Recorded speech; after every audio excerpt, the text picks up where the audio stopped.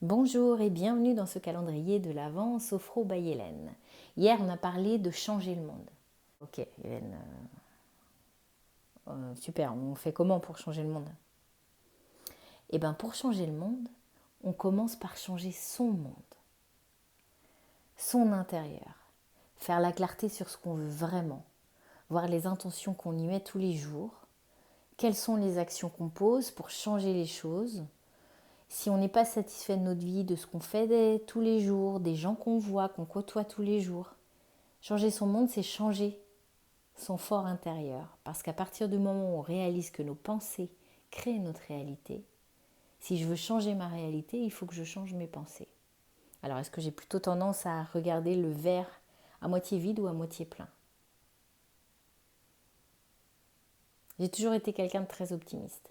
Mais l'optimisme, ça ne fait pas tout. Il faut un petit coup de pouce pour que la réalité change. Il ne faut pas faire que penser, il faut aussi agir. Donc à partir du moment où j'ai décidé de ce que je veux, je pose les actions et ensuite ma réalité change.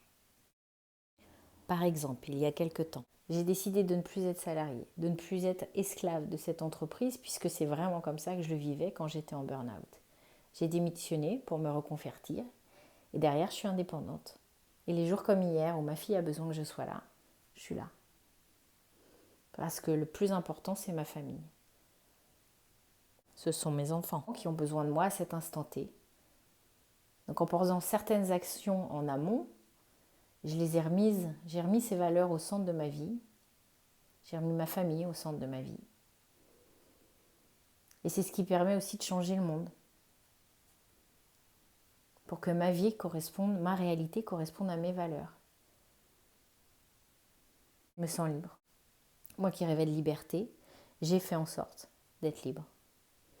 Et c'est comme ça que j'ai changé ma vie. Et c'est comme ça que ma vie est plus en cohérence avec mes valeurs. Et c'est comme ça que j'essaye d'inspirer. Parce que chacun est à même de pouvoir faire pareil, juste en posant les actions. Sans culpabilité, juste avec cohérence, avec patience évidemment, parce qu'il faut toujours un peu de temps pour mettre les choses en place. Mais petit pas après petit pas, en posant des petites actions, arriver à un quotidien qui nous plaît, qui nous épanouit et qui correspond à nos valeurs.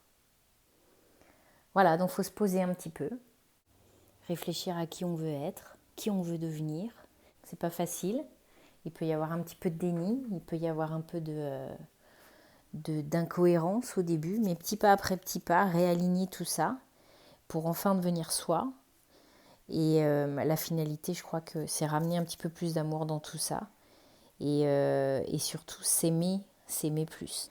Et plus on se pose des questions, plus on se connaît. Plus on se connaît, meilleurs sont nos choix. Du coup, notre vie nous correspond de plus en plus. Et on s'aime de plus en plus parce qu'on est de plus en plus alignés. Et c'est un cercle vertueux en fait.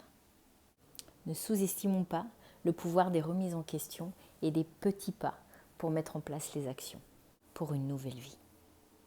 Je vous souhaite une excellente journée et je vous dis à demain.